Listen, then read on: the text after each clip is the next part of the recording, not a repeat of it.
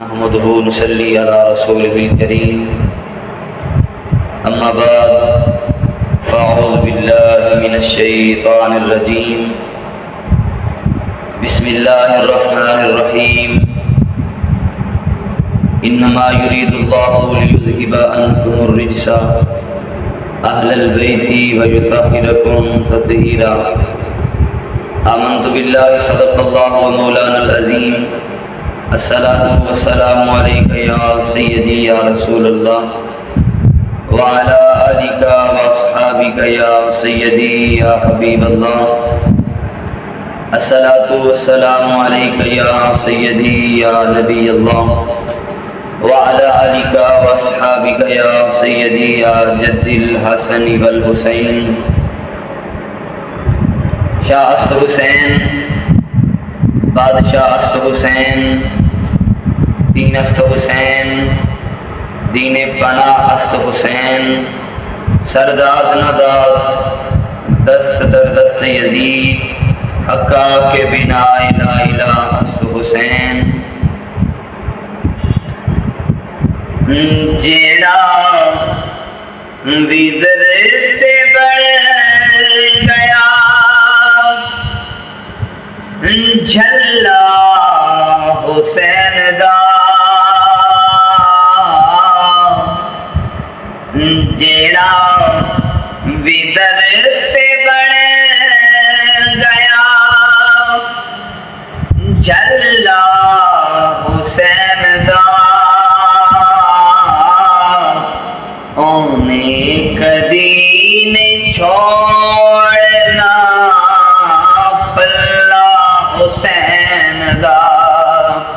اونے کدی نہیں چھوڑنا بلا حسین دا اور لکھا یزیدیاں لئی کافی ہے دوستو لکھا یزیدیاں لئی کافی ہے دوستو غازی جیا مجاہد کلا حسین دا اونے کدی نہیں چھوڑنا حسین دا اور خنجر دے ہیٹھنے تلے زہرا دلال نے خنجر دے ہیٹھنی تلے زہرا دلال نے کربل دیگر مریت سی مسلح حسین دا کربل دیگر مریت سی مسلح حسین دا اونے کدی نہیں چھوڑنا پلہ حسین دا اونے کدی نہیں چھوڑنا پلہ حسین دا احباب السلام علیکم ورحمۃ اللہ وبرکاتہ آقا حسین پاک کا ذکر ہے کیونکہ محرم الحرام کا یہ مہینہ اور آقا حسین کے فضائل کمالات اور آقا حسین کی شان آپ کے بچپن کے واقعات اور آج آقا امام علی مقام امام حسین علیہ السلام کے بچپن کے ایک بہت خوبصورت واقعہ آپ احباب کی سماعتوں کے حوالے کرنا چاہتا ہوں ذرا توجہ سے سنیے گا مدینے کی گلی ہے شہر مدینہ جب بھی نام زباں پہ مدینے کا آتا ہے تو عاشقوں کی آنکھیں بھی ٹھنڈی ہو جاتی ہیں زبان بھی ٹھنڈی ہو جاتی ہے اور میٹھی ہو جاتی ہے اور سینہ بھی ٹھنڈا ہو جاتا ہے، کیونکہ مدینہ وہ شہر ہے جس کو دیکھنے کے لیے ہر عاشق تڑپتا ہے،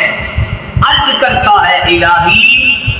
دکھا دے وہ مدینہ کیسی بستی ہے جہاں دن رات میرے مولا تیری رحمت برستی ہے۔ ذرا دل کی تختی پہ یہ بات نوٹ کرنا اور تہ دل سے سوچنا کہ ہم اپنے علاقے کو نہیں چھوڑ سکتے۔ پھر حسین ابن علی نے مدینہ کیسے چھوڑا ہوگا جو تمام عاشقوں کا مرکز ہے، تمام عشاقان مصطفیٰ کے مرکز کا گہوارہ ہے۔ تو میں بات عرض کرنا چاہتا ہوں، مدینے کی گلی ہے، آقا امام حسین علیہ السلام اور حضرت عمر پاک کے صاحبزادے دونوں کھیل رہے ہیں، اور بھی بچے موجود ہیں، کھیل رہے ہیں، بات کھیل رہے ہیں یا کوئی گیم کھیل رہے ہیں، بس کسی بات میں دونوں میں رنجش ہو گئی، ہم کلامی ہو گئی، چپکلس ہو گئی۔ تو حضرت امام علی مقام وہاں سے اٹھے اور چلے گئے، اور تھوڑی دیر بعد گلی سے ہوتے ہوئے پھر دوبارہ آ گئے، پھر گل مل گئے، پھر کسی بات پہ رنجش ہو گئی۔ تو حضرت عمر فاروق کے بیٹے، آپ کا دور خلافت ہے، آپ مسلمانوں کے امیر ہیں، آپ امیر المؤمنین ہیں، آپ کے صاحبزادے نے کہا کہ اے حسین مجھے جانتا نہیں ہے، میں امیر المؤمنین عمر بن خطاب کا بیٹا ہوں، میں مسلمانوں کے امیر کا بیٹا ہوں، میں وزیر اعظم کا بیٹا ہوں۔ تو سامعین محترم، حضرت امام علی مقام نے فرمایا کہ اے عمر کے صاحبزادے پھر سن اور اپنے باپ سے کہہ دینا کہ تو ہمارے نانے کا نوکر ہے۔ ہائے ہائے ہائے ہائے، کیا بات کہی! آقا حسین فرماتے ہیں کہ میں جانتا ہوں کہ تیرا بابا مسلمانوں کا امیر ہے، پر وہی تیرا بابا میرے نانے کا نوکر ہے۔ بات سنی، آگے جواب نہیں دیا، اپنے بابا کی بارگاہ میں آئے، دربار لگا ہے، امیر المومنین حضرت عمر فاروق موجود ہیں، آپ کے ساتھ دادے آئے۔ حضرت عمر نے پوچھا بیٹا کیسے آئے ہو؟ تو اس کے بچے نے جواب دیا، شہزادہ کہتا ہے کہ بابا آج میری حسین ابن علی سے کوئی رنجش ہو گئی ہے، کوئی بات ہو گئی ہے، تو انہوں نے آپ کی شان میں گستاخی تو نہیں کی، پر اتنا کہا ہے کہ تیرا بابا مسلمانوں کا جو امیر ہے وہ میرے نانے کا نوکر ہے، وہ میرے نانے کا نوکر ہے۔ تو سامعین محترم، حضرت عمر فاروق نے جب نام علی سنا تو کھڑے ہو گئے، اور جب صاحبزادے نے کہا کہ حسین ابن علی کہتا ہے کہ تیرا بابا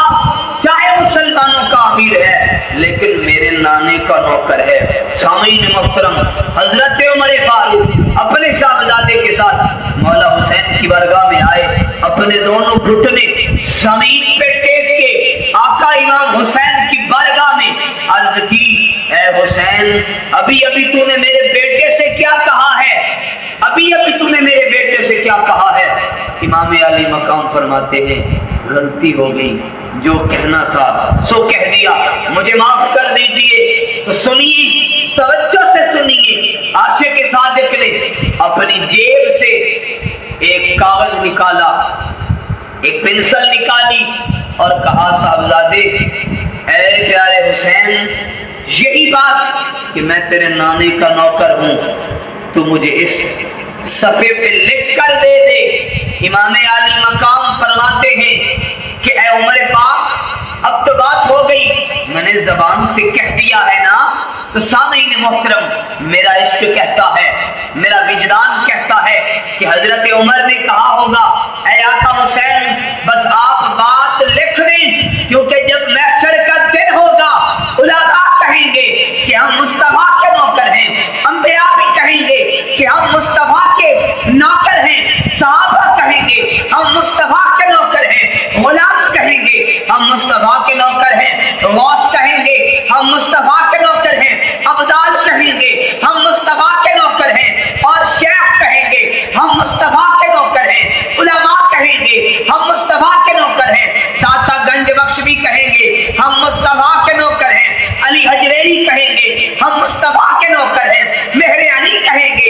مصطفیٰ کے نوکر ہیں،